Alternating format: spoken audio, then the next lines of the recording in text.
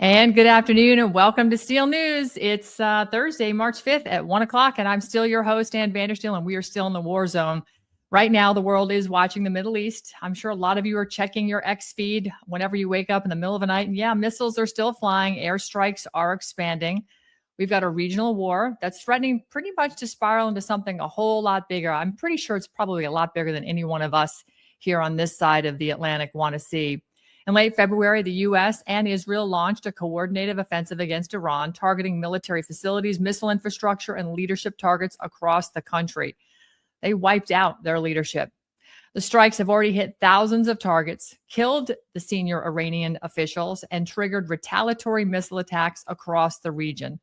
This conflict has already widened across the Middle East, from Iran to Israel to Lebanon, with Hezbollah launching strikes and Israel now responding with expanding air campaigns. In fact, I've got a video I'm going to show you in a little bit because Lebanon, southern Lebanon, is clearly evacuating. The United States, frankly, has even sunk an Iranian warship in a very dramatic naval escalation not seen since World War II. And now the global economy is feeling the shock because of the Strait of Hormuz. One of the most important energy choke points on Earth sits right in the middle of this war zone. About 20 to 30% of the world's oil and gas passes through that very narrow waterway. It's only about 20 miles wide in some parts. And with the threat of it closing, the entire global economy is now feeling it. We're already seeing energy prices spike. We're seeing shipping routes start to collapse. Lloyd's of London, that was guaranteeing insurance for that particular market, has pulled out, and the United States has put ourselves out there, our necks out there again. We're the insurer of last resort. This, of course, causing the markets to shake. Wars in this region have always been more than about borders.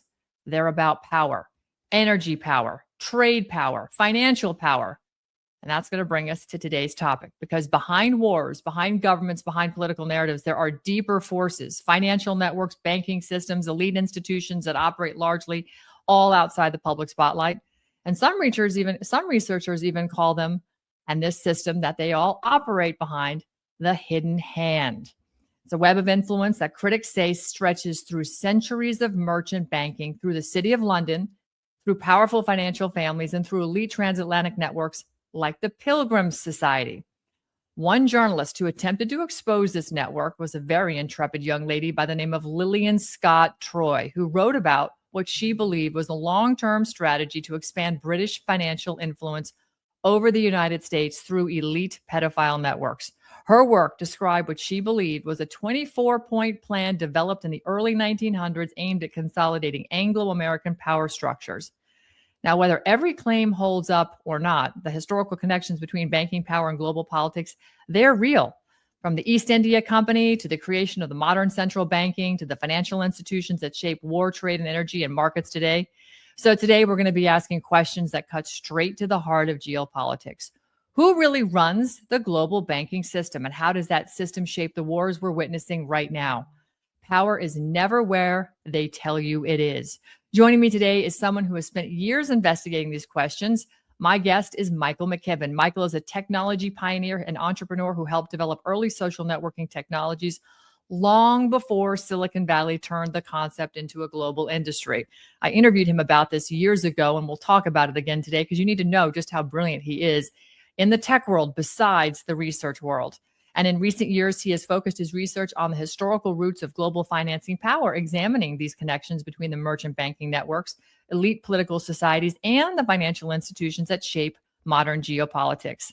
His work explores ideas presented in the research project known as The Hidden Hand, which I have the book sitting right here on my desk because it's a fabulous read. It's an easy and quick read, even though he's expanding it.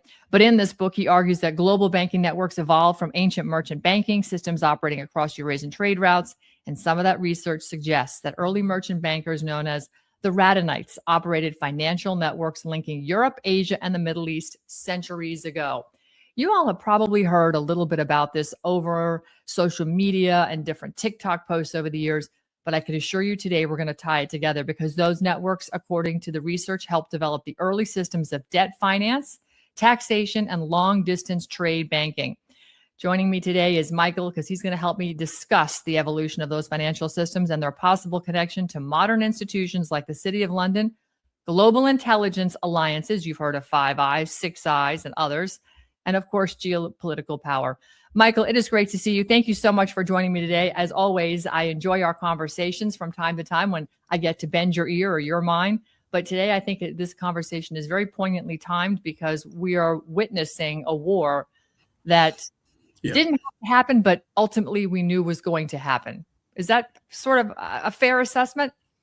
Yeah, these people thrive on war. This is the way these banks stay in power. That's right. And they just create a pretext after pretext after pretext, and it goes back thousands of years. They're good at it. They know how to do it. They know how to orchestrate it. They know how to create pretexts that get the general public who's not really familiar with the issues to go along with it. And then the people behind the scenes are making money, financing both sides. And that is not a new pattern. It's old. And it was inevitable that with all the things going on in international trade and banking, and also the geopolitical alignments surrounding the Ukraine and the development of these new alliances and this sudden estrangement of America with the European Union and NATO, that something had to break.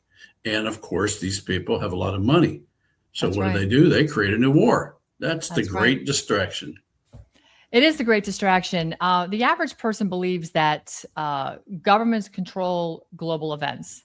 Your research actually suggests something a lot deeper.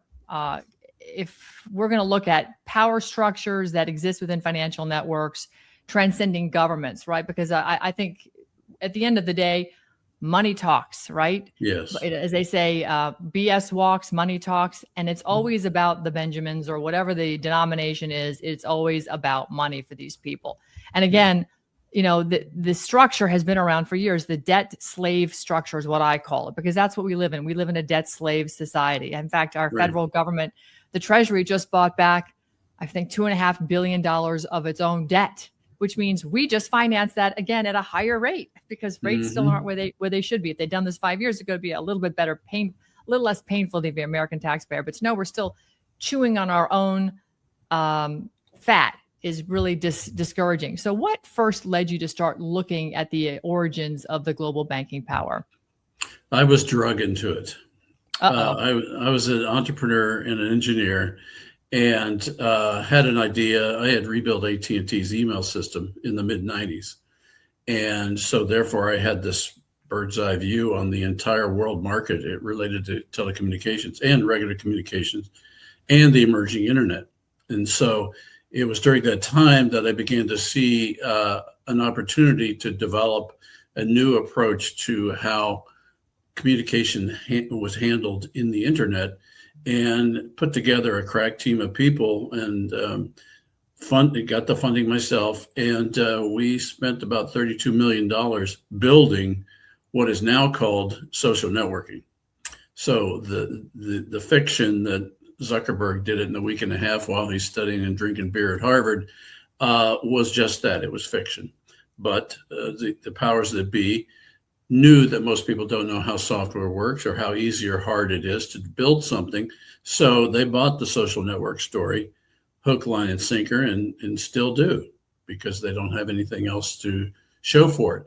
And then as we sued Facebook for patent infringement in 2008 and won a verdict that they're infringing all 11 of our claims that we asserted at trial. Then we watched something very, what's the right word? Disappointing, but it was also shocking that the federal courts protected the infringer, Facebook, anyway. They protected them all the way up to the Supreme Court. Then when we started looking at the financial holdings of the judges in our case, lo and behold, we saw and found that they all had massive amounts of Facebook interests. And that the Facebook IPO was intended as an entirely, probably the biggest grifter system that's ever been orchestrated by these money people. And all the judges were in on it. So then I knew, as an engineer, I said, well, I don't know what the answer to this problem is, but I'm going to start digging. And that's how I got into this. I was dragged into it because I was wanting to protect my hundreds of shareholders who had put in $32 million in total into developing the system. And then it was stolen right under our feet. Didn't know who did it. We knew Facebook was infringing, and we could see Right. others were too. And so that's how I started going down this rabbit hole. And it's continuing now for over a decade. And we're starting to see the edges of we can see what's going on now. And that's why I wrote the first book, Lillian Scott Troy. This book was written because as I was starting to investigate the sources of this tyranny, roads kept leading back to London and to the city of London.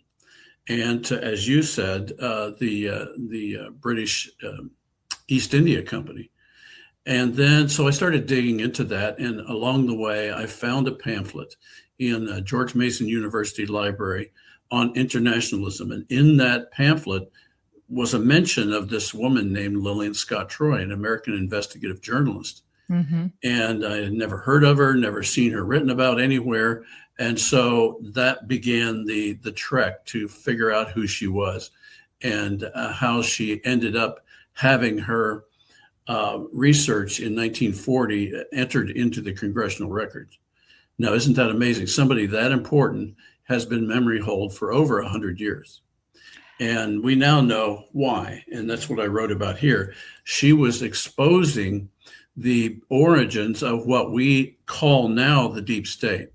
Right. But it was the Pilgrim Society and people associated with Cecil Rhodes and the Rhodes Scholarships and the like. And she began exposing them back in 1908, 1909. And she was invited, because she was an American journalist on the West Coast in San Francisco, she was invited to come to the first Imperial Press Conference in 1909, which was a collection of about 650 newspaper men. And she was one of the only women that was invited to this because of her press connections in the US with some of the senior Pilgrim Society organizers. And in that event, she had a bird's eye view on the entire tyranny of the British Empire. And she discovered, to her horror, that one of their main plans was to re-annex America into the British Empire in order to complete this plan. That's right. Because they knew that if America did not go along with their plan, they could not succeed. And so that was a plan that they hatched then, and that plan is still in process today.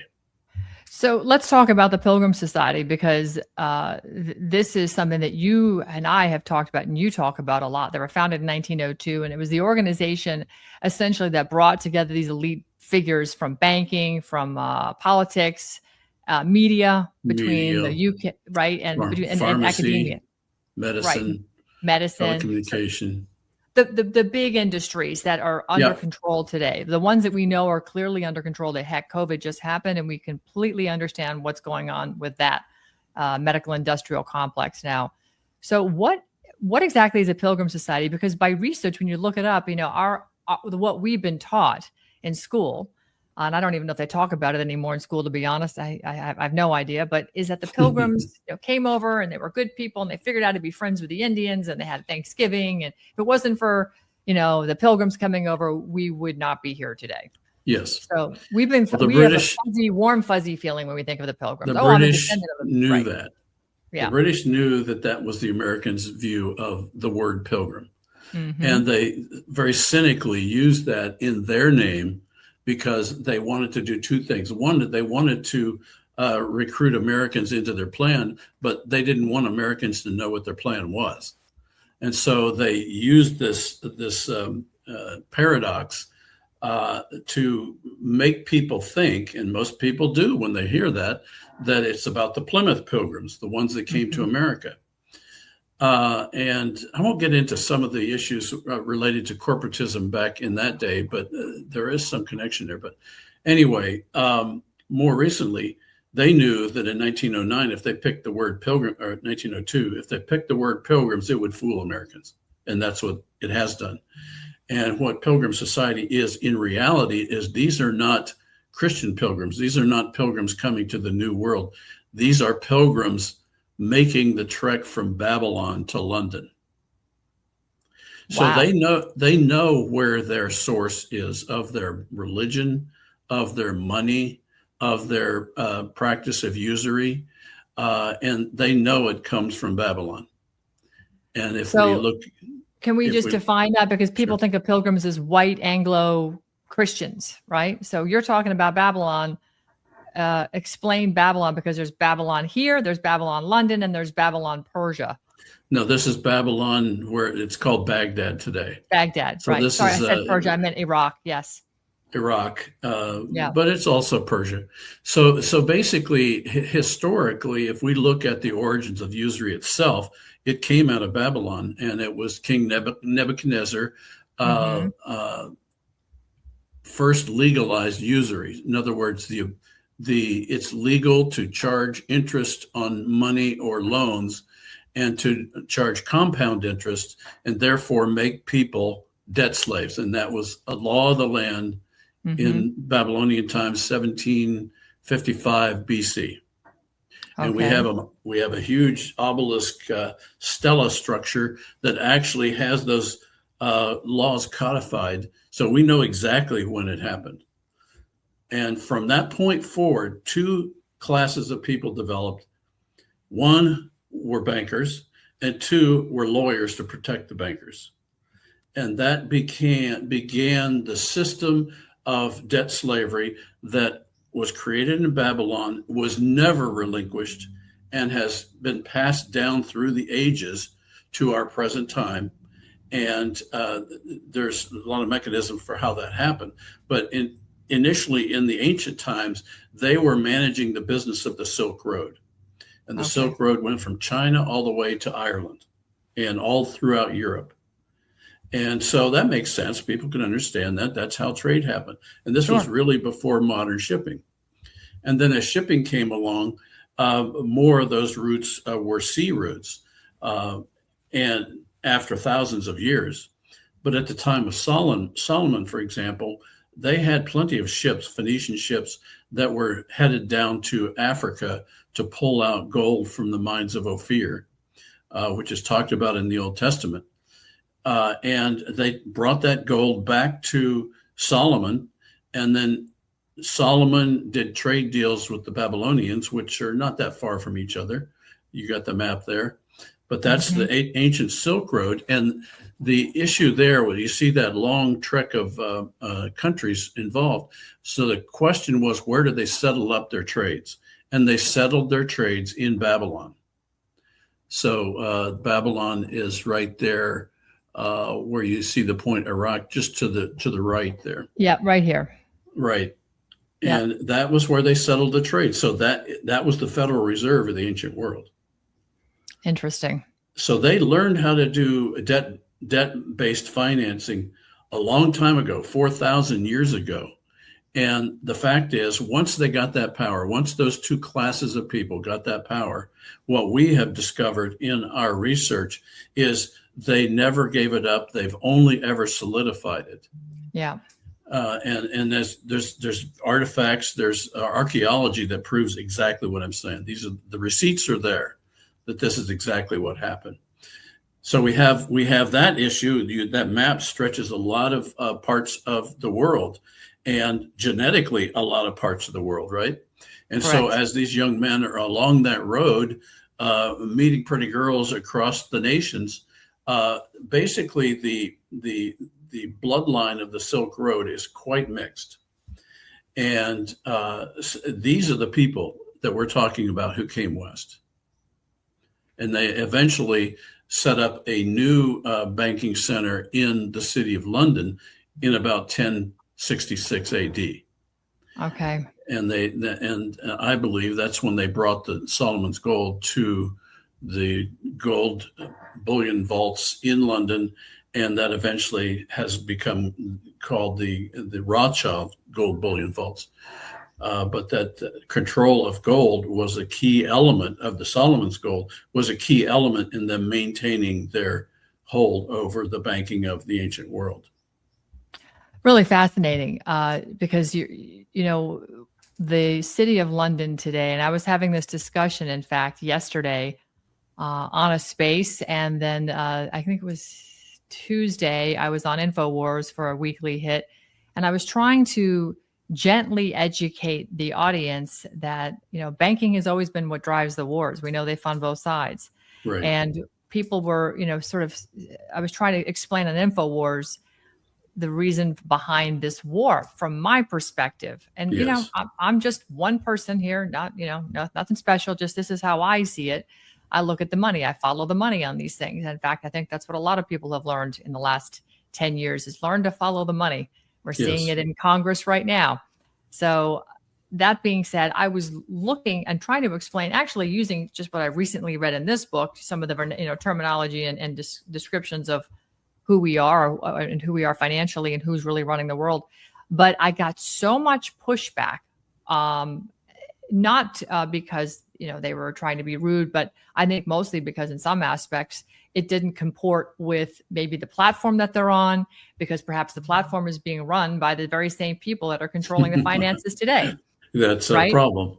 It's a problem. So when you're trying to use free speech on a platform that's controlled by the people who control the money, the hidden hand in all of this, it becomes a problem. And out of deference to the people that are hosting me, I don't want to put them in a bad position either. But at some point, which is why I decided to have you on, we have to have a really we have to have a frank conversation about what's really happening, because we are in a war right now, not only just an information war and a war on our borders and just our war for our sovereignty, but we're in a world war that's including 3 countries that is actually expanding into other countries because they're being brought in. And Russia. Well, the fascinating thing is you've got on your map Persia there. That's the subject of the current war. And that is the subject of the ancient history of merchant banking. That's right. If you look, there's a Strait of Hormuz, and if you go all the way up to the top of that Gulf and go up the Tigris and the Euphrates, you will find Babylon. And since ancient times, Babylon has been the center of banking for the whole world. And they learned how to do it. So let's talk about the merchants then, and who these mercantile and merchants are and bankers are, because they did set up shop in 1066, 1067 in the city and created the city of London. It's a sovereign city, kind of like the Vatican is, and Isn't that an interesting concept? 1 square mile. Yeah. Where'd they get that? They got that from Babylon. There you go. They got it from Babylon. So I think it's very interesting. I'm going to just pull this up here so that people have a concept of what we're talking about here. But so we have the same people that have come across the continent of Asia and into, in Middle East and into Europe. And it's been a mixed blood of, people interracially, different cultures marrying and so forth. But we have a culture of people right now, the Radhanites, that are really the genesis of setting up the city of London. Correct. Those people are also involved in the governments in certain countries. You want to expand on that, because I think people need to understand. It's really important to understand this, because the British came from somewhere, and the British culture that we know came was really organized after the 1066. That was when William the Conqueror, a Norman, a Frenchman, came and conquered the duchies of England and created one country out of that. So the French were using bankers from Babylon to finance their war into London. Now, they already had bankers. That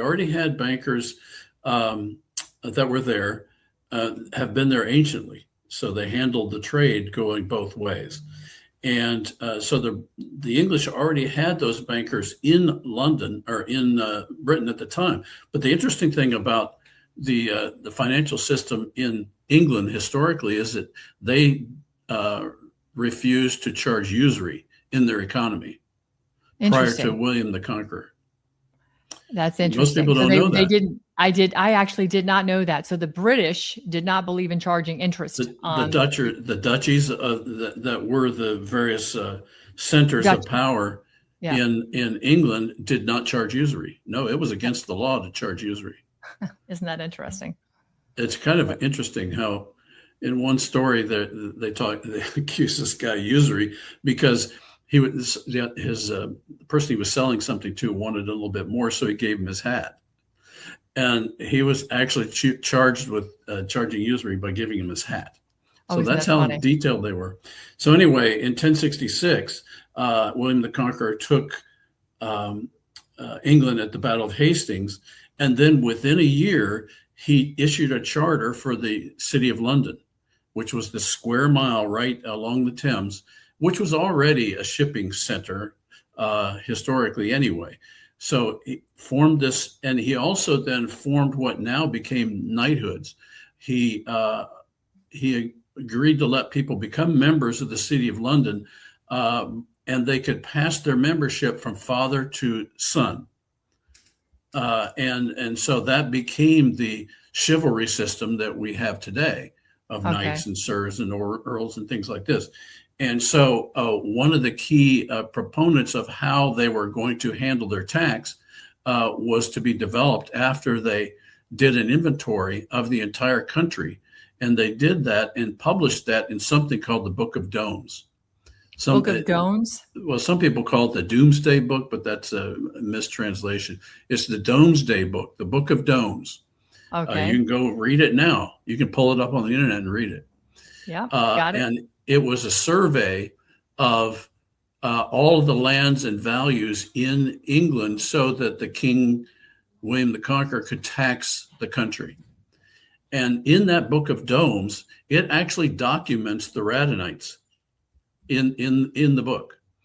And they were the riding knights. They were the people that went with the various landowners and collected taxes. They handled the business of each of the duchies as they were reorganizing for the king, and they handled the money in the financial exchange.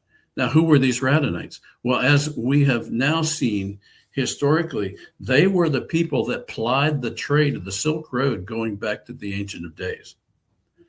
And why were they called Radonites?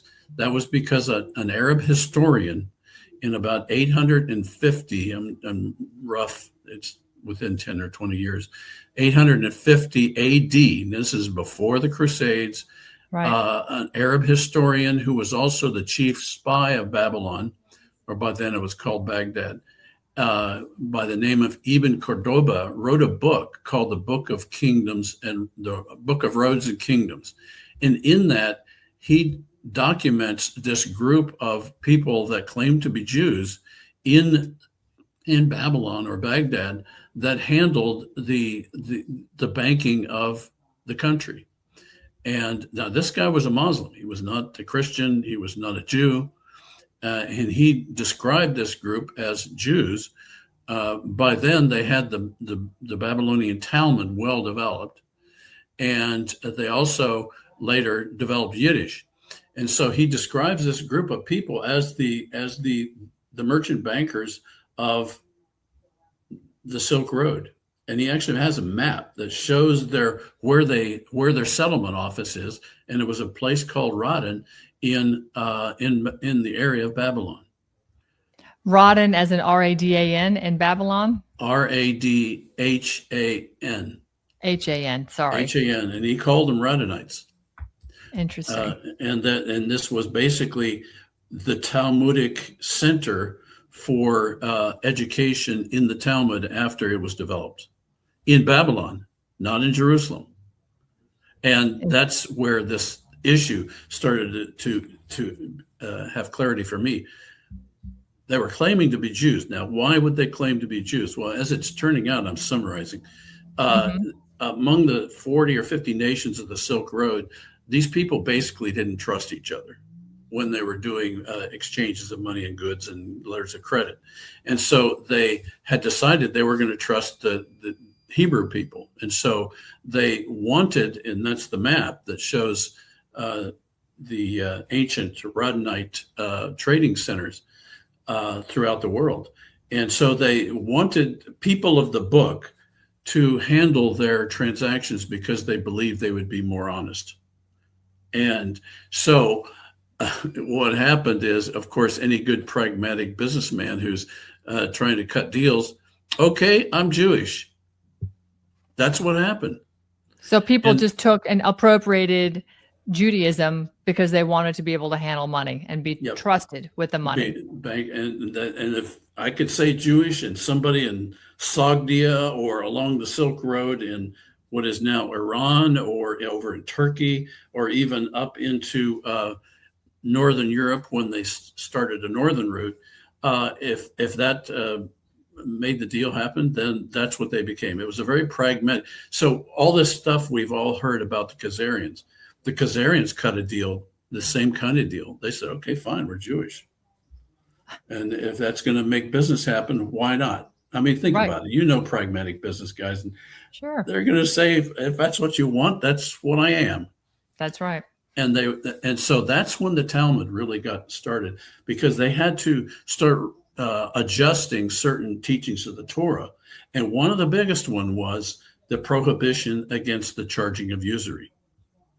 And the Talmud would allow you to do that. And the Talmud opened up the door. Totally opened up the door.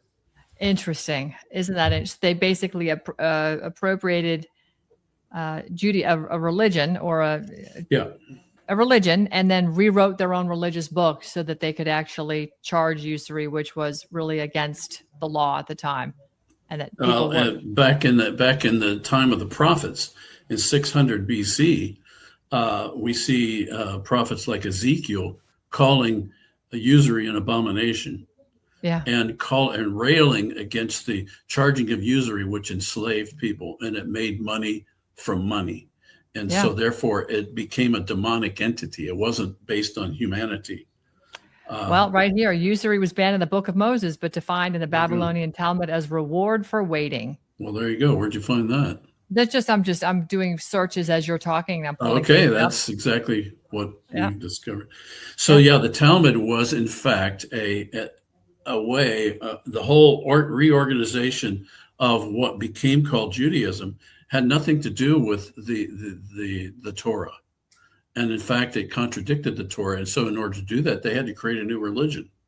And so it's still called Jewish, but the fact is it has little relationship to Jerusalem or Judah, the land of Judah. So the Radhanites are people, it's a group of people that have multi-ethnic origins coming across the Silk Road, and ultimately started relating themselves as Jewish and rewriting their own religious books into the Talmud so they could charge usury, which was against the Torah. Interesting. Okay. All right. So now that's a real fast summary. It's a fast summary, but I want people to get I want people to get general concepts, because, when you try to have conversations, a friend of mine, who is not anti-Semitic at all, was sued by the ADL because he was calling out, certain people that were Jewish that were censoring him and a bunch of other stuff, but he wasn't calling Jews bad. He wasn't, defaming Jewish people. I have lots of Jewish friends, and I have lots of Jewish friends that aren't down with the government of Israel any more than I'm down with the government of the United States right now on a lot of things. And I don't think anybody should ever trust their government. You have a public servant, you should be making sure they're doing what you're asking them to do. They're supposed to serve you.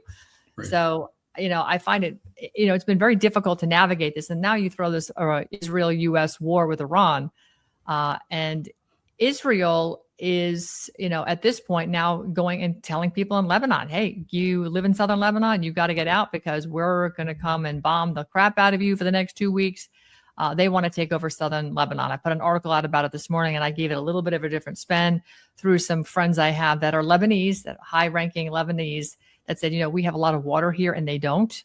And if Israel and the Greater Israel Project are to survive, they need the water. And so they're looking at, accumulating real estate all around them.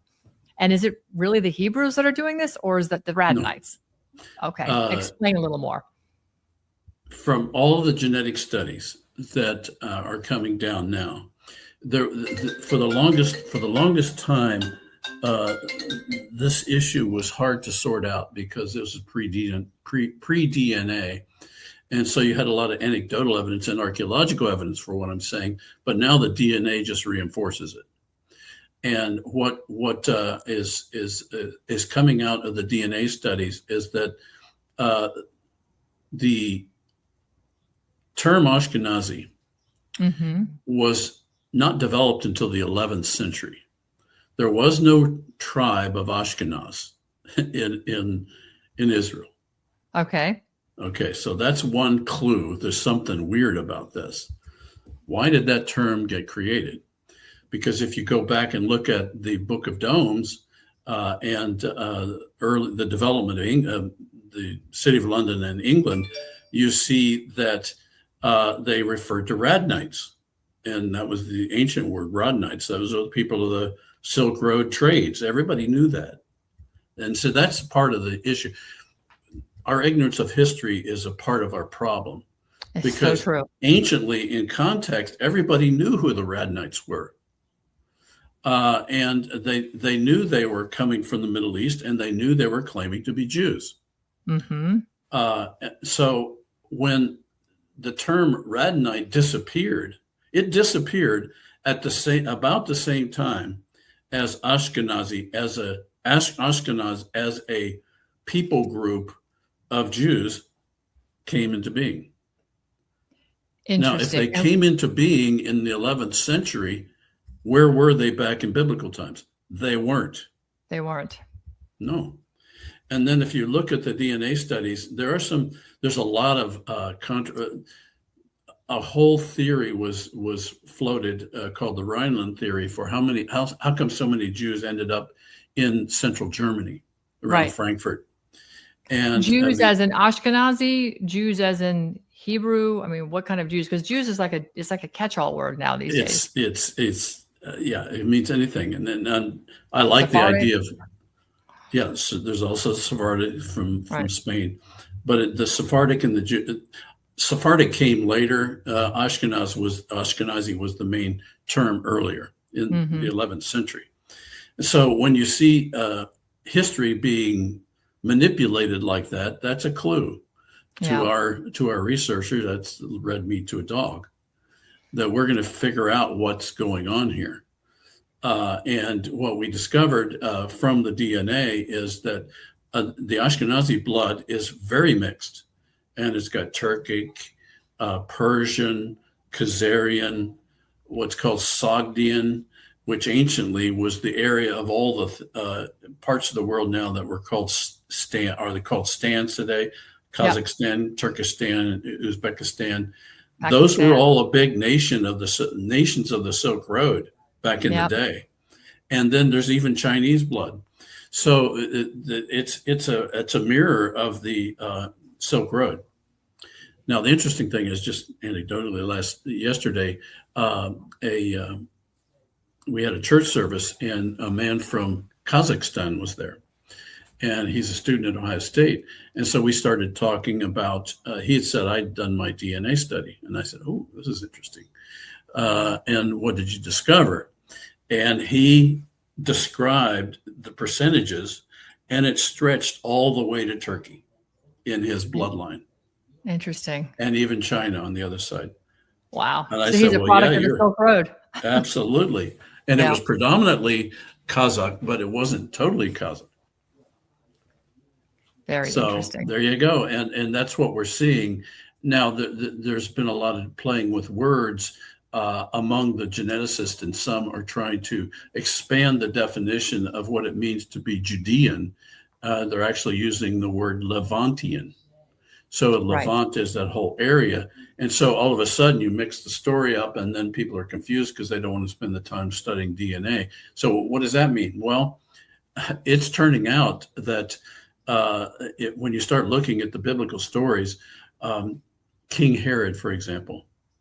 Now, most people, I never thought about, was he Jewish or not? Well, I found out he was Edomite, and he claimed to be Jewish. Edomite / Canaanite. He was not Jewish, and yet his ancestors and his progeny continued to claim to be Jewish well into the 4th century. And so there we go. There's a big confusion as to what that means to be Jewish. All right. So now let's bring this into modern day right now. Israel has gone to war with Iran, and the United States is right alongside. And AIPAC has been a massive funder for Congress. Most of Congress takes some kind of AIPAC money, including the president. Miriam Adelson has donated millions of dollars to President Trump's campaign. She said she would do another $250 million if he ran a third term. And she says she has attorneys working on how he can actually do that. So Israel has been a massive financial supporter, but it's not without a price. They expect us to come and go to war with them when they want. And this is a war that is being positioned, and we're being told it is a regime change. It isn't a regime change. Well, it's a regime change. President Trump is now taking applications, as he said on Truth Social, for people to fill the regime. He's not interested in the Ayatollah's son. What does that mean? Fill the regime? Well, he wants to replace the leader. I said fill the regime. Replace the leader. He's looking to replace. He said on Truth Social, I'm looking to replace. I'm taking applications and getting flooded with applications. Okay, that's awesome. Great. But I guess there's so many questions around that. Do we even have, should we be doing that? If we're interfering in a sovereign nation of Iranians that, are not a radical Islamic, they're more Sunni than they are Shia. And the Sunni are, not this dogmatic radical Islamic sect of Muslims, right? They are more like Americans. Iran was very much like America until the radical. Well, the interesting thing about Sunnis is that Ibn Cordoba was a Sunni when he wrote about the Radhanites. And then within 100 years, a sect of Sunnis by the name of the Seljuk Turks started taking over parts of the Middle East, including they took Babylon, Baghdad, and they were knocking on the door of Jerusalem. Mm-hmm. That's when the Christians in Europe said, "Nah, we're not going to let this happen." And that's when the Crusades began. And that's also when the Radhanites were pushed out of Babylon and started moving west. Right. And so it's a short haul from Babylon to Smyrna in Turkey, where they could load gold onto ships and send it off to the city of London. To the city of London. I think that's when Solomon's gold got moved. You try to look for an artifact of Solomon's gold today, you can't find it. So the question is, what happened to it? Well, it was a part of their ancient trade system, and that was collateral for their fiat currencies. So now let's tie this, as somebody just said, I think it was Mr. Wonderful the Cat. Kevin Stevens. I'm sorry. He said, time to get down to the heart of the matter. So let's bring it home. Let's tie the Radhanites that set up the city of London. You believe King Solomon's gold was the backing for the fiat. They obviously created usury, created interest, charging interest to people for borrowing money.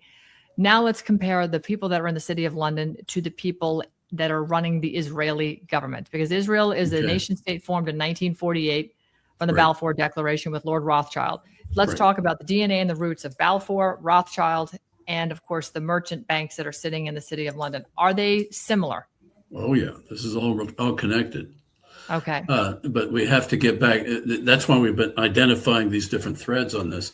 But in terms of the modern banking in England, we see, going back to the formation of the American Revolution and formation of America, that the City of London has always had an iron grip on the finance in America.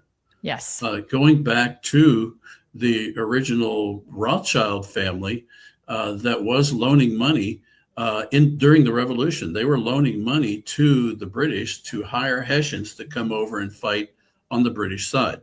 So this history of the Rothschilds goes back to that. Sure. And then we see the various attempts by the City of London to control American finance and trade, and that went hundreds of years. And even during the Civil War, they were trying to finance the Civil War. They financed the War of 1812, where the White House was burned, and we almost lost our country then.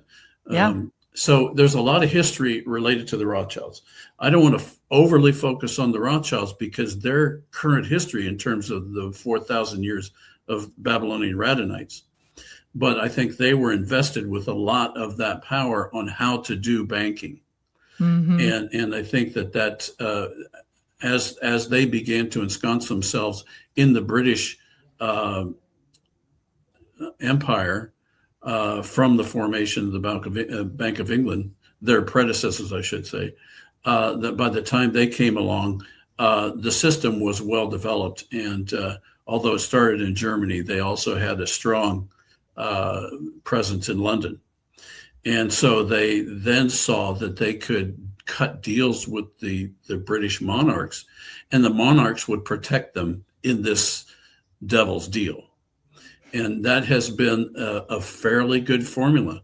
If you hide all of your illegal and immoral activity behind a monarch who cannot be sued and will basically absolve you of any kind of criminality, then you have a pretty good deal going. And I think that's, in summary, that's why the British banking system has been so successful, is the empire was protecting the bankers.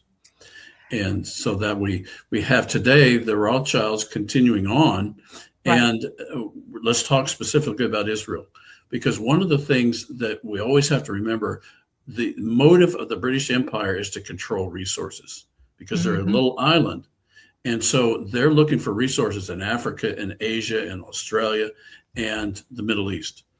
And so in the early 1830s, about the time that they abolished the black slavery, 1833, they were looking for how to control the Middle East. And so several Rothschilds started funding settlements in what is now Israel. Back then it was Palestine. Settlements from about 1860. In fact, the same banker, Edmund de Rothschild, is one of the key funders of Jeffrey Epstein today. The same family. Right. But back then, they wanted to control the resources of the Middle East, and they cut a deal basically with the leading rabbis. And they said, look, we'll give you money if you let us control the resources in the economy of the emerging Palestine. And that was the deal they cut.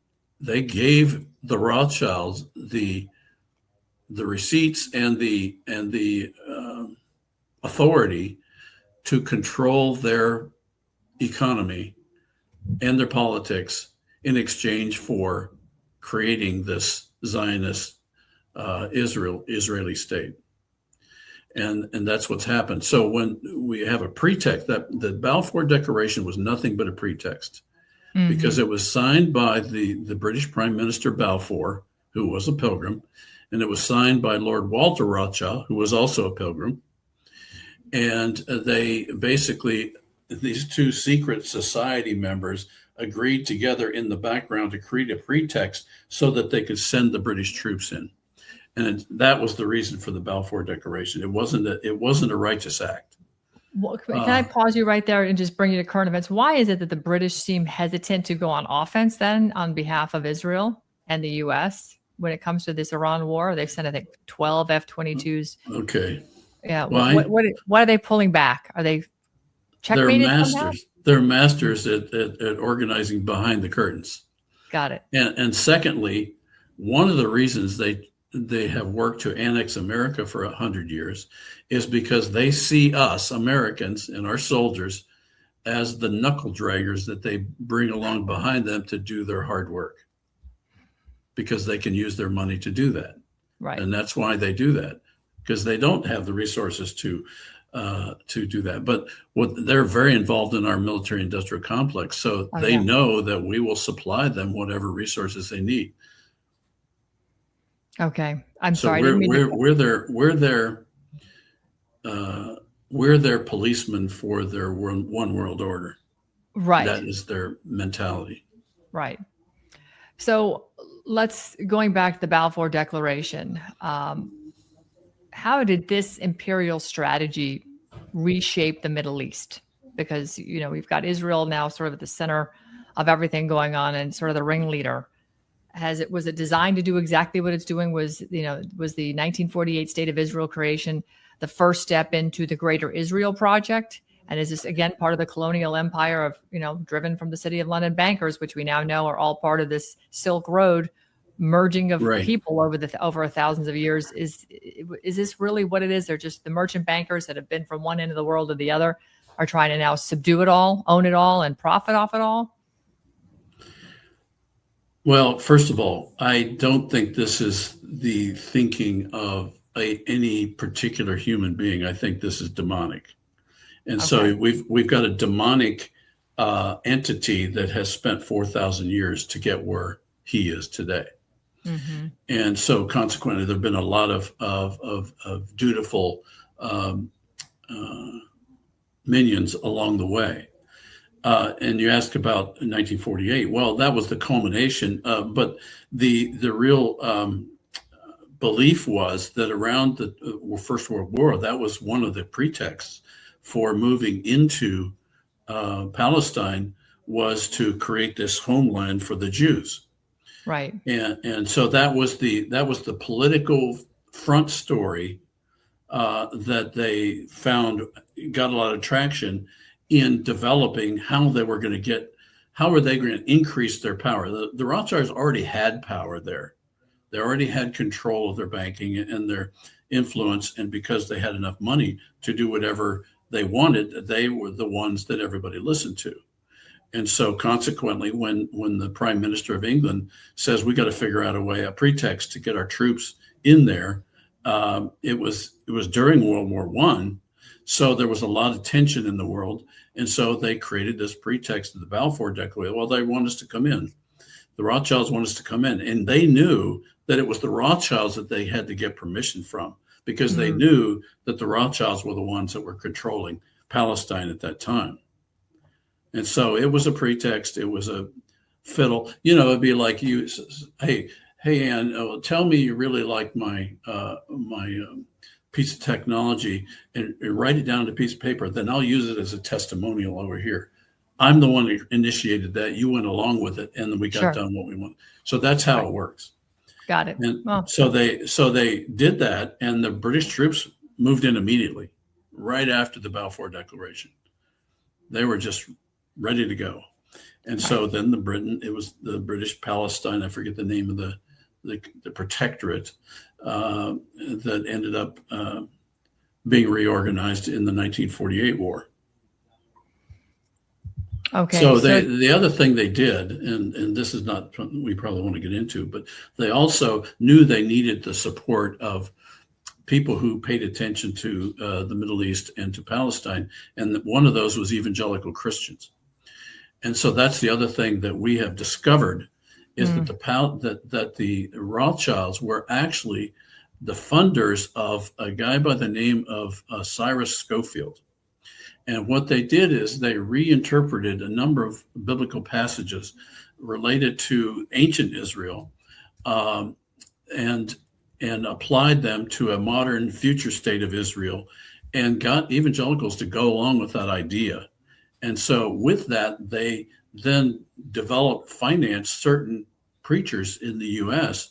to really reinforce that, to get Americans to go along with the idea that the British should take over in the Middle East. Mm-hmm. Yeah, the Schofield Bible is a very significant piece in this puzzle. As we know, our history books are rewritten. You can't find civics, and they don't even teach constitutional law. I think it's an elective in law school. It's not even a real class. You can elect to take it. Wow. So they're really rewriting history. And the Schofield Bible is a very clear-cut example of that. Could you spend a little bit of time and just sort of translate that into what that means for the evangelicals? Because they really are the first people to rush to the support of Israel. And I don't know if they're fully informed. Well, I know they're not fully informed. This is the era I grew up in when I was involved with Christian ministry. So I know a lot of the proponents of a lot of proponents of this Schofield idea of dispensationalism, of the rapture, of premillennial, post-tribulation, pre-tribulation. There's a whole bunch of terms. But basically, we've now traced it down, and I'm adding to the hidden hand because we've now proved this, that Schofield was parachuted into Oxford University Press in about 1903 to write a note Bible, a reference Bible, where in the notes they would particularly take the teachings of an earlier preacher from England by the name of John Nelson Darby, and they would basically lift his idea of dispensationalism. And that idea, I don't want to over summarize it or oversimplify it, but basically the idea is that the modern state of Israel was called out in the Old Testament, and that those references in the Old Testament were not referring to the church, but were referring to a new reconstituted state of Israel in future times, for 3,000 years hence. Mm-hmm. And so Schofield used Darby, didn't credit him, by the way. In the Schofield Bible, there's no credit for Darby. Interesting. And the other key piece of this, if you look at the front of a Schofield Bible, you'll see that it says Reverend C.I. Schofield, D.D. He was never a doctor of divinity. So here we can see the formations of this pretext, in that they're misusing credentials, they're not crediting their sources, and this is Oxford University Press, supposedly the preeminent scholarly publication. And so we see a lot of signs that there's something wrong with Schofield's story. And then we read the actual text and we see how he is co-opting theology. He's really creating his own theology here that will give a justification to Christians, evangelical Christians who were most interested in that, for believing that 1948 was a God-given event that satisfies Old Testament prophecy, which the church had historically always taught is the church, the fullness of Christ. So it really confused evangelicals. It really has confused. This morning, I was telling you, I had a conversation with somebody. I'll leave their name out of it because I don't necessarily have permission to repeat what we were talking about, but I'll tell you this much. I was being educated that the red heifers in Texas are being bioengineered, genetically engineered to create these red heifer cows to send to Israel to fulfill Bible prophecy. Hey, well, that's good. When a prophecy is not going to happen and you can make it happen, what's the difference? What's the difference? It's not biblical then. Well, I grew up in this evangelical. We're forcing God's time, I guess, right? Mix. We're making God speed up the clock. I don't know. Yeah, exactly. Well, I grew up in this. I traveled in a music group, and we turned over every stone in Christendom. I heard so many variants of this Schofield story as I was growing up as a young Christian, and then as a Christian leader. And so I'm very familiar with every aspect of this issue. But I never paid any attention to it because I never really bought the Schofield story. And there's a lot of evangelicals that don't buy it. But it has some interesting effects. One of the things it does, which isn't all bad, is it really gets Christians to be more present in the way they talk about their faith. And that wasn't bad. But the idea, I met some people who believed the Schofield Bible so well that, in fact, that you couldn't use any other Bible in their churches besides the Schofield Bible. So it's like a drug. And then once you start down that path, you got to start making up stories because it doesn't hold water theologically. And so you have movies, you do stay behind movies and books, and Jesus is coming back, and it's its own profit center in evangelicalism.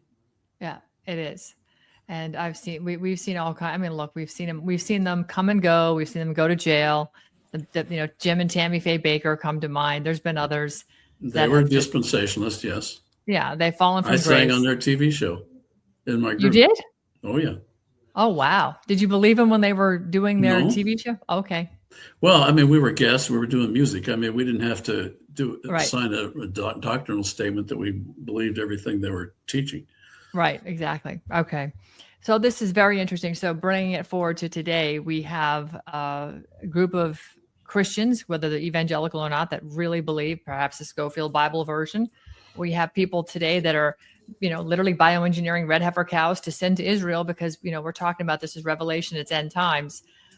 You've got multiple countries now engaged because multiple countries have been bombed or had their energy trade business taken offline, which is infecting the whole world. And Israel is a nuclear country. And I said on a space that, got a lot of people upset when they said, what's the worst possible outcome? I said, well, Israel could launch tactical nukes, I guess, not because I think the people want that. I don't think anybody wants that. But when you're talking about a group of people that have, over time gone and created something that's totally illegal, even biblically illegal. Remember Jesus flipping tables and all that, Moses banning usury. Right. These are the same people that were established. Jesus said you can't serve mammon and God. That's right. You can't serve mammon and God. Correct. So you've got people now that are established as the bankers that are funding both sides of wars. They're making billions right now on all of this. Oh, yeah. And the military industrial complex loves the bankers, right? Because they're funding all this. Trump's meeting with them tomorrow, as a matter of fact. We've got according to Colonel Doug McGregor, we have a very lopsided inventory when it comes to missiles in this war. We've got about 4,000 and Iran has 450,000 thanks to China. So if that's a fact, the war of attrition is not on our side at this time. They can continue to. Well, that's the beauty of a pretext. Right. You can make up whatever story you want, and especially if you can throw fear into a public. Let me give you an example from World War I. Okay. The British wanted to fight the Germans. They were trying to figure out a way to get the British public to fight the Germans. And the Germans were their relations. I mean, the royal family, the Windsors, were German. That's right. So what these bankers had to do, the Pilgrim Society people, is they formed something called the British War Propaganda Bureau, and they started floating this illustration. It was nothing more than an illustration of a jackbooted German soldier with a really long rifle and a bayonet, with about 5 or 6 young children and babies jabbed and bleeding as he's marching down the street. And they wrote a press release with it that said they caught the Germans bayoneting young children and babies and rendering their little bodies to make explosives and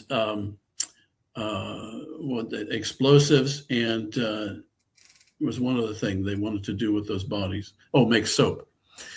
Ugh. And they actually floated this story all over England, and it turned the English people and the Americans. This was carried in Life magazine at the time, another Pilgrim, by the way, and it turned the whole American British public against the Germans. That one illustration. Sure. That's how easy it is. They know that. Yeah, they proved it to us with 9/11. They proved it to us with COVID. I mean, you go back in time and you can find entire societies just immediately flip on a dime and start to really either love or hate something else because exactly. And so you asked me why I got involved in this. Well, yeah. I built a communication system called what's now called social networking. And it was one in a long line of communications mechanisms. And what we look back, if we go back into the early 1800s, the Rothschilds learned when telegraph was first used that if they could get market information ahead of their competitors, they could make money. And so from the very first days of banking, investing in technology, specifically the Rothschild family realized if they could control the mechanism, they could control their future profits. Right. And they could get the public. And they actually used a term, this goes way back, but by the Imperial Press Conference in 1909, it was a refined science. And they called it creating public opinion. Creating right. public opinion. And they didn't using media and intelligence agencies to do it. Using communications and media to get the people to believe whatever you want in order to control them. And they definitely had a two-tiered view of humanity. It was them, the haves, and then everybody else, the have-nots, which they needed to control. That's right. Mr. Cat knows this. Mr. Wonderful the Cat, he says the use of fear to gain obedience is the oldest form of mind control in use since the beginning of man's recorded history. What authority does not use it today? The answer is none. Everybody uses it. Yep. I mean, you could say we're using it, and everything that you talk about here is always you always have receipts. I'm holding some of them right now, including your patent, by the way, for the social media networking that Right. you were, that you invented that was stolen. I want to talk to something that piqued my interest, and I was doing a little more digging. The YMCA and the Salvation Army, Rothschild tools for urban slavery. Yep. You've said Trump is a pilgrim. And when I saw this, I immediately went to, what does Trump play at rallies all the time? YMCA. I know. It drives me nuts when I hear that. Is he gaslighting us? Is it just a weird I don't know if I'm not sure I said he's a pilgrim. I'm not sure I know. And that's the problem with the secret society. You don't know all their members, especially current members. Okay. The pilgrims, we've started releasing. So they started releasing rosters. I recant. I thought you did say he was a pilgrim. I must have misheard you or conflated. No, I'm always thinking, is he or isn't he? But in terms of, do I know that? No, I don't know that. But he's definitely got pilgrims surrounding him. Yes. And so that's a part of the issue with, I think, a lot of the advising he's getting. But you went back to,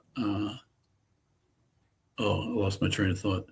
No, that's okay, because I think that in this book, this is one of my favorite chapters, because it's so important that you write in here in big, bold font, the Pilgrim Society's control of MI6, MI5, GCHQ, and media outlets ensures Rothschild narratives, AKA the Radnites, AKA today's Jews, align Israel with British American interests, advancing the corporatist imperial state. And if you break all that down, agency government, they're all for-profit entities. Every single agency of the United States government is a for-profit. It all has Dun and Bradstreet numbers. They have new federal identification numbers now, but they all use public-private partnerships. We are run by a corporation, by a number of corporations. It drives me nuts when I hear public-private corporation. I know. Because if you think about it, what is that saying? That's saying the public and the private, so that whatever happened to competitive bidding. So correct. The idea that you have a government that's using resources from private organizations, isn't that the definition of fascism? It is. Absolutely is. Especially these sole source contracts. That's just complete and utter. It's boom. It's fascism. Right. With a bow on it. Totally. And a lot of billion. If you look at when I was investigating who stole my technology, discovered a group called the Highlands Group. And that's probably something nobody's ever heard of. Well, it started in 1995 in the Clinton administration, and it was a collection of selected defense contractors with selected military leaders from DARPA and selected bankers and media that got together on a quarterly basis, and they decided which technologies they wanted to bring forward and weaponize. That was their job. Interesting. And weaponize. And so my whole adult life has been suffering from the fact that our military industrial complex, our technology world, has been driven by these secret hands. And then behind that, winding that forward a little bit, I actually was able to interview someone who attended one of those meetings because they were an expert in an internet technology. And guess who showed up besides my patent attorney who was running that meeting? Guess who showed up at the meeting? Anthony Fauci. No way. I'm not kidding. You've got to be kidding me. And this was what year again? I'm going to say that meeting was in 2015, 16. Oh my God! I have the affidavit. She wrote an affidavit. Did the temperature of the room get real icy cold when he walked in? I mean, did you have a vibe?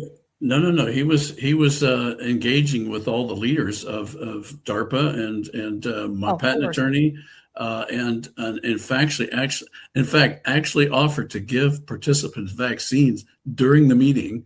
No way. And I said, did anybody do it? She said, not a one. Oh my God, he's such a demon. And I know you wrote an article on him and you showed the family crest.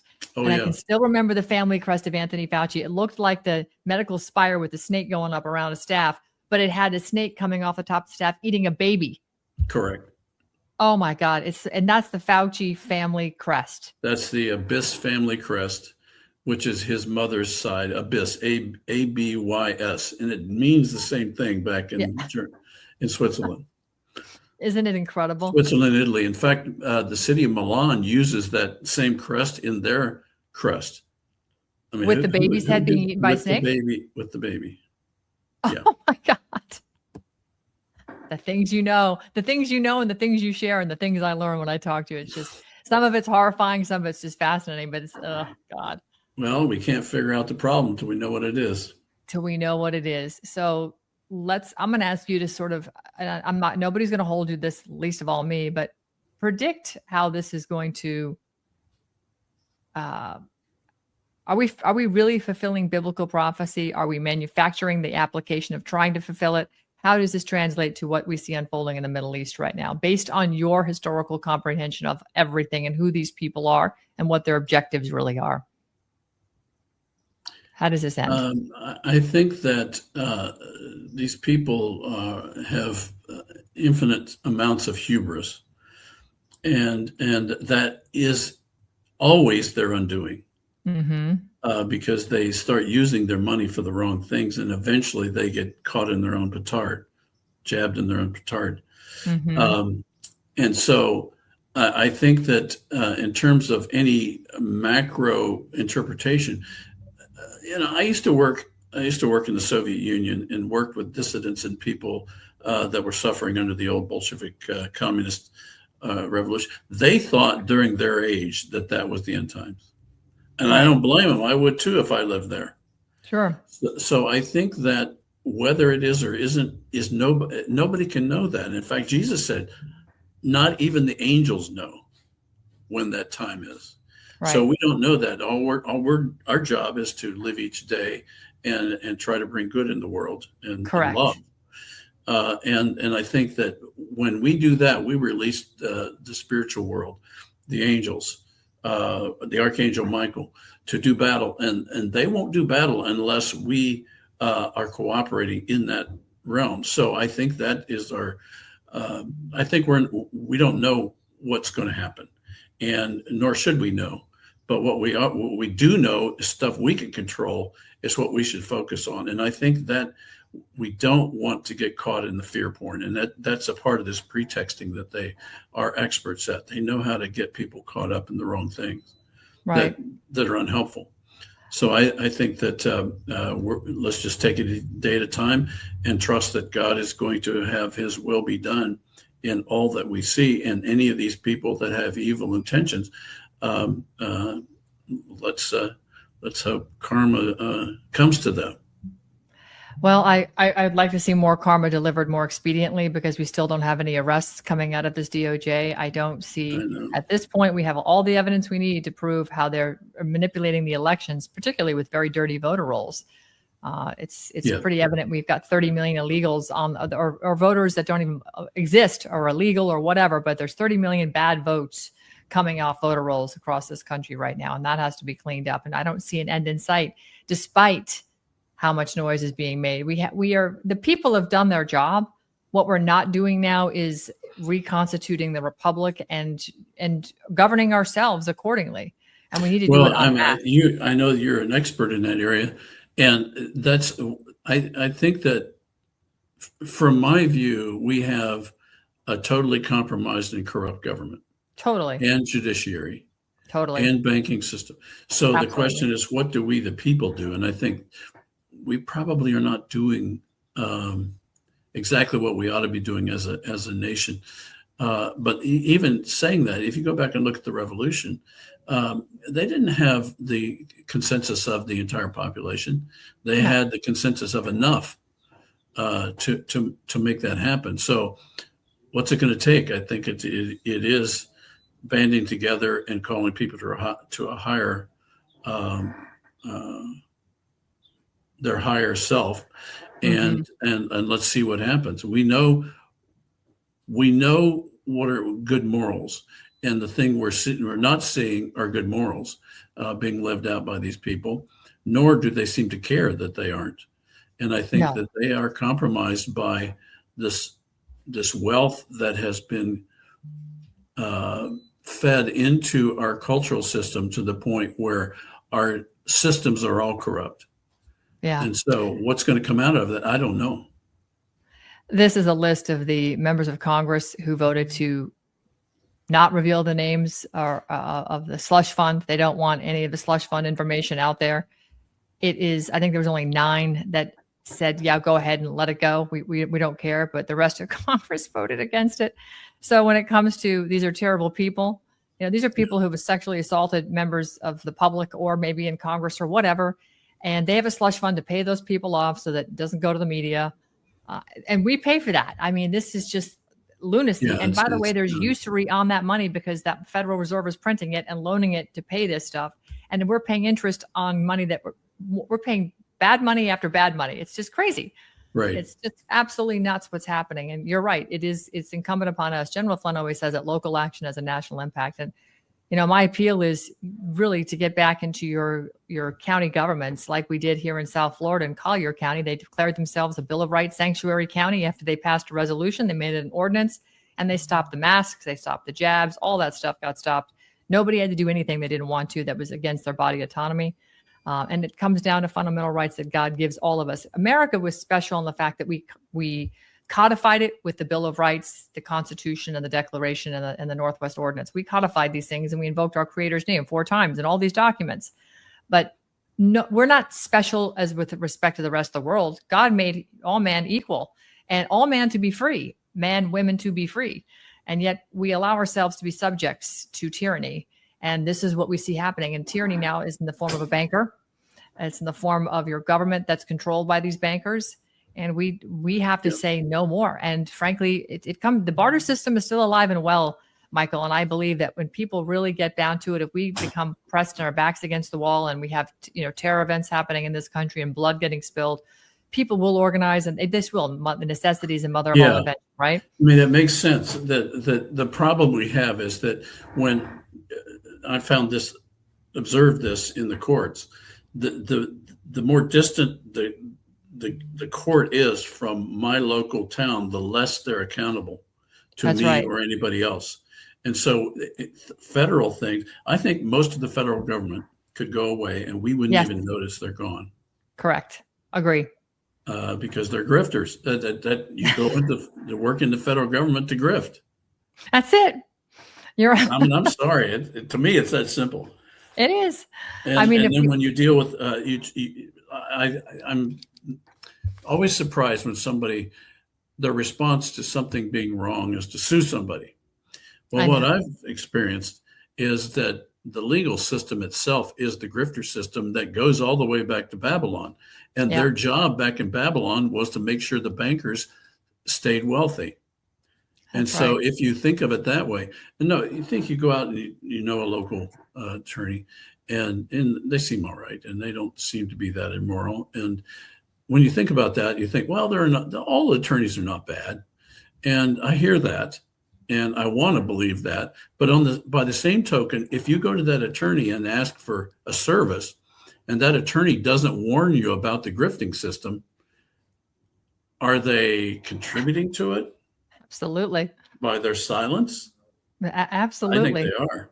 Oh, without a question. Just watch any legal proceeding go on. It stretches out for years because somebody, throws up something and then they have a month to respond and it just goes back and forth and you're filing motions and it's a grift. Right. It's an absolute grift. And the common law was nothing like that. Yeah, the more money you have, the longer you can stall it until the other side gets too tired. Yeah. And semantics and the word salads and the definitions of words, how they've evolved and changed. I mean, if you want to know who we really are, you've got to get a periodic dictionary and read whatever it is you're reading at the period. If it's the 1700s, you got to get a dictionary that matches the time period. So you really can comprehend what they're saying. Right. Otherwise, a lot gets lost in translation, as they say. Wow. Michael McKibben, thank you so much for spending it's been an hour and 20. Thank you so much. As always, you're brilliant. I cannot say enough to the folks. I think really everybody should get a copy of this book here, Lillian. Where we are, Lillian Scott Troy. This is a fabulous read, and The Hidden Hand is also a fabulous read. The Hidden Hand is going to be revised before it's out again, and it'll include the Schofield stuff. Yeah, you touch on it, but you don't go deep into it. But right. It's really, that is a psyop of unlike any other psyop, frankly. It is. It's amazing how effective it was. Extremely effective. And again, human beings by nature are compassionate. We don't want to see anybody suffer. Anytime there's a natural disaster, people run to help other people they've never met before and they'll never see again. It's truly how we are. We are compassionate human beings. But there is a small demonic sect of people, like you said. This is not this is demonic, really, that are there to prey on the Bible says that our warfare. Yeah, exactly. Warfare. So I think we've identified who some of these people are. They're the bankers, the lawyers, and frankly, they're in a lot of our governments. And these governments are tyrannical. And I would love to talk to some of the people in Israel, because I do believe that, yes, Iran is a state sponsor of terror. They have done terrible things. And we had a stupid president, Jimmy Carter, that allowed 444 days of Americans to be held hostage.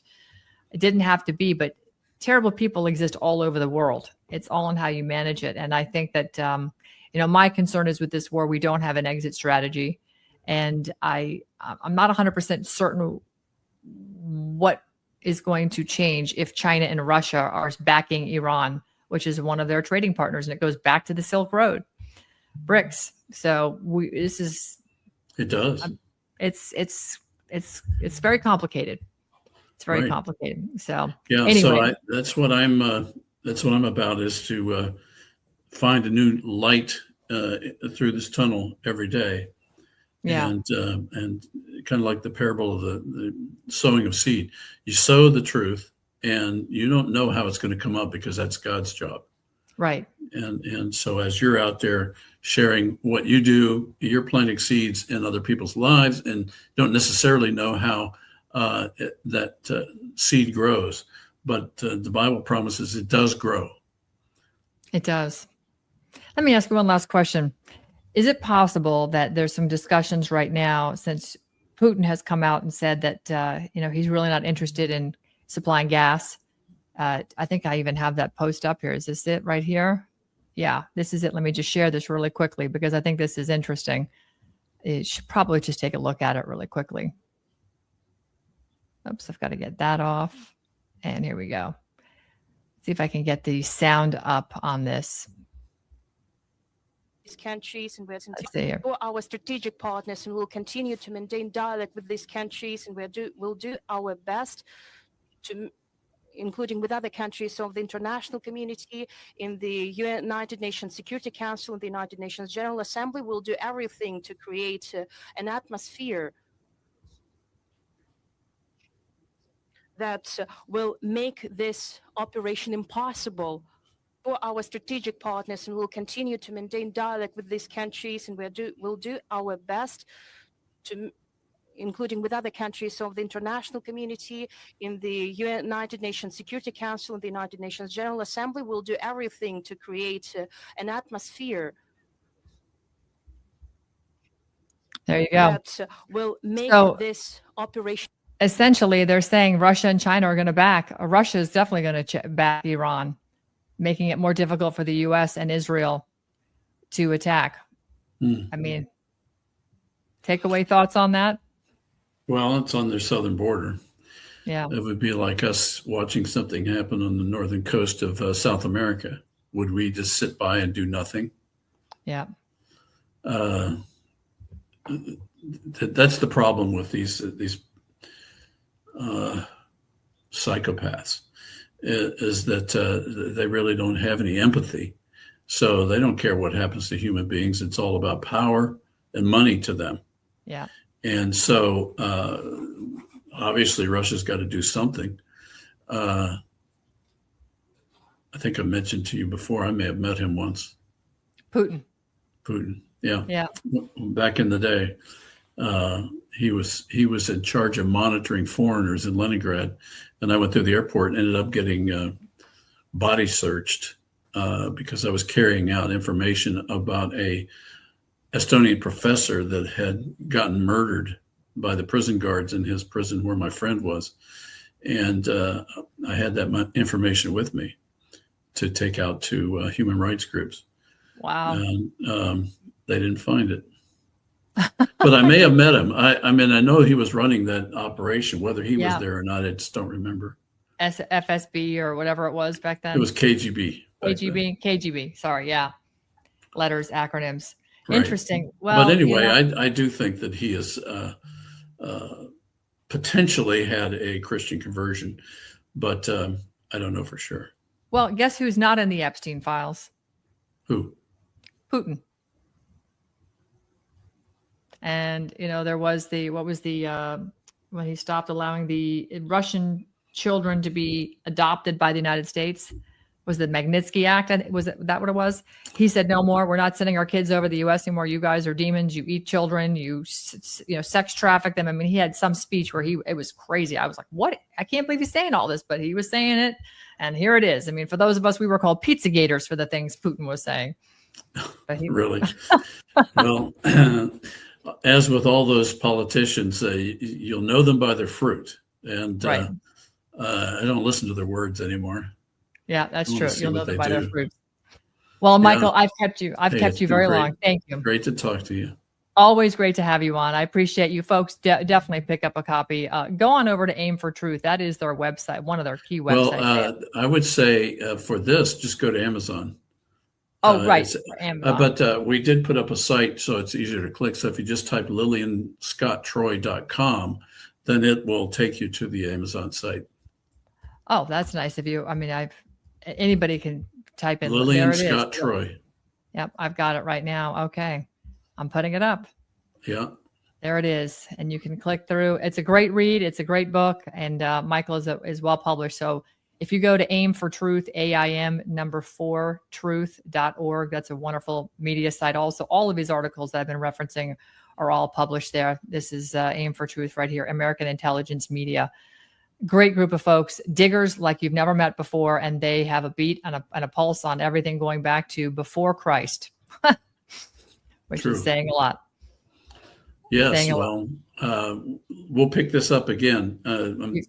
I'm hoping to be done with this update, and it'll be on Kindle first before it's in print. Okay, wonderful. Well, it is wonderful to have you on, Michael. Thank you so much. My husband walked in the room, and we're live right now, so he's standing over here, but he loves your work. So just wanted to be aware. Yeah, he loves your work. Thank you so much. Maybe I'll get down to see you there in Florida sometime. I'd love it. David Morgan is in here too. It's a free documentary. He's talking. Oh, this is great. There's a little conversation going on here. David Morgan. David's on this feed? Yeah, David Morgan is in here. Hi, David. Good to see you. Hey, David. You know David Morgan, the Silver Guru? Absolutely. Oh, yeah. Know him well. Yeah, he's a great guy. He's a good friend. He's been a wonderful resource, folks. If you need silver, head on over to David Morgan. David and I were years ago talking about Bitcoin, and he had his opinions and I had mine, and so we've talked over and over again. And then seeing these Epstein files where Epstein is documented taking over Bitcoin when it was in development in MIT Media Lab. That pretty much validates everything we were saying. Yeah. Christy says hi to my husband, by the way. Hey, honey. My good friend, dear friend, Christy. She's been with me for years, going on 10 years now. She's been my admin in all kinds of social media. She's in the chat right now. Christy, we love you. She just recently lost her brother. Terrible. And so we're waiting for information on the service. She's with her mom and her family. So love to you, honey, on all this. Yeah. She's just an absolute dear. Anyhow, all right. I've kept you too long, but as always, Michael, it's great to see you. Thank you so much for taking the time to spend, your precious time with me, because you are you're iconic in terms of research. I talk about you all the time.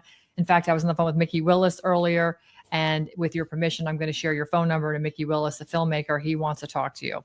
Okay. So, yeah. Great. Yeah. Well, you're doing great work down there, sister. Keep it up. Just like a little rowboat over here, just one oar at a time, Michael, Those reports from the Darien Gap were priceless. Yeah, they were good. That was a lot of fun. I need to get out in the field and do that again. I'm doing a lot of travel, but it's more personal. So I'm going to try and document a lot of stuff. We're trying to get to Africa in May. So I think that'll be really interesting. Right now, the airport we're flying through is in Qatar, in Doha. So I think they just reopened it, but who knows if what's going on in the next couple of months, if that's even going to be feasible. So, right. And we're trying to get to Portugal for a friend's birthday later in the summer. Well, again, now the airfare tickets are just through the roof because of the war. So we don't know if that's going to happen. A lot of people are making money from war, like they always do. So let's stop listening to everything they say and just start holding them to account. Yeah, I mean, Polymarkets is a pretty good predictor these days. So maybe you should follow Polymarkets and just follow the markets. Capitalists, people tend to figure these things out and respond more efficiently than governments. That's a fact. Right. So anyhow, Michael, thank you so much for being here. Appreciate you. See you later. Okay, bye-bye. Wow, folks, what a treat. Honestly, that is, to me, just fills my soul talking to this man. He's so brilliant. He's so well-researched. He's a real Christian. He's a firm believer. He's grounded in his faith. And he's just as nice as the day is long. I can't say enough about him. I absolutely adore him. I truly, really adore him and speaking with him. And again, I want to thank everybody for coming in today. We've had Ronald Lopez in here. Douglas, thank you for being back. He's one of our MMTL peers. Of course, Christy's in here. Squirrel Nuts, love that name. Looks like you've got a Swiss flag there, Squirrel Nuts. Lady 360, thank you for being here. Kevin Stevens, thanks for putting the pedal to the metal and telling us to get down to the heart of the matter. We redirected. I hope you're happy with that. And David Morgan, always great to see you. It's just truly an honor. So I appreciate everybody that came in here. And Mr. Wonderful the cat. I'm a cat person and a dog person, so it's good to have a wonderful cat in here. And Donnie, Darko, thanks so much for stopping in. You guys are amazing. We have a lot is going to always unfold here. Our conversation, frankly, reminds us that history rarely moves in straight lines. Kind of wars happen. Empires will rise and fall. Political leaders come and go, not always because they were chosen. Perhaps they were just selected. But certain structures endure. Financial systems, trade routes, banking networks, the institutions that finance governments and shape these global markets, they always seem to endure. They might evolve and the people that are in them, but it's interesting how the people that have created these financial instruments, these financial institutions, these trade routes, they're the same people that are in government. And the current war that's unfolding right now between the U.S. and Israel and Iran, it's not a regional conflict. It's a struggle that touches energy markets, shipping lanes, global finance, geopolitical power. And when you understand that these systems, what they actually require, it requires you to ask these hard questions. Questions, who's financing these wars? Well, we talked about the origins of the finance on this with Michael. So, and I think he helped really get you to understand the DNA behind all of this. Who benefits from these conflicts? Well, I think we all know bankers fund both sides of the war. So they, with usury and the interests, they get to benefit. Questions about who controls financial architecture behind our global economy is critical to understanding how the global economy is going to expand, contract, how we're going to engage fairly and peacefully in trade and just travel. And then, of course, whether every claim about the hidden hand proves accurate or not. Well, I think you can say that one truth actually remains. If you want to understand the world, follow the money. And Michael McKibben has done a great job of following the money. It all happened when he had his social media architecture, his technology stolen, and it led him down this rabbit hole. So I'm really grateful for Michael stopping by and sharing this with me today. Thanks so much for being here. I'm Ann Vandersteel. I hope to see you guys again. I'll be off tomorrow, heading up to a meeting for the weekend. And I'll be back next week. You guys have a great weekend. Thanks always for being here. Food security or food sovereignty. Every time we buy food, we choose. Glyphosate exposure is exploding, and people are asking, why is food so expensive? This is why we do what we do. Organic fields, thriving orchards, the purest ingredients straight from the earth. From our farms to your family, we do the testing so you don't have to. You save time, you save money, and our regenerative farms continue to grow. It's time to remove what does not belong. Rebuild with cleaner inputs.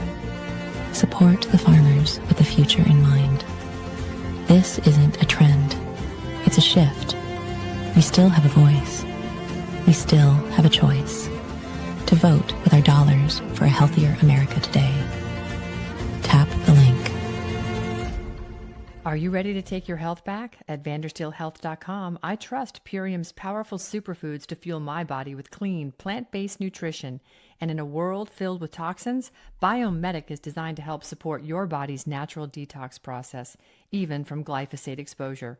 Real nutrition, targeted support, no junk. Go to vandersteelhealth.com and take control of your health today.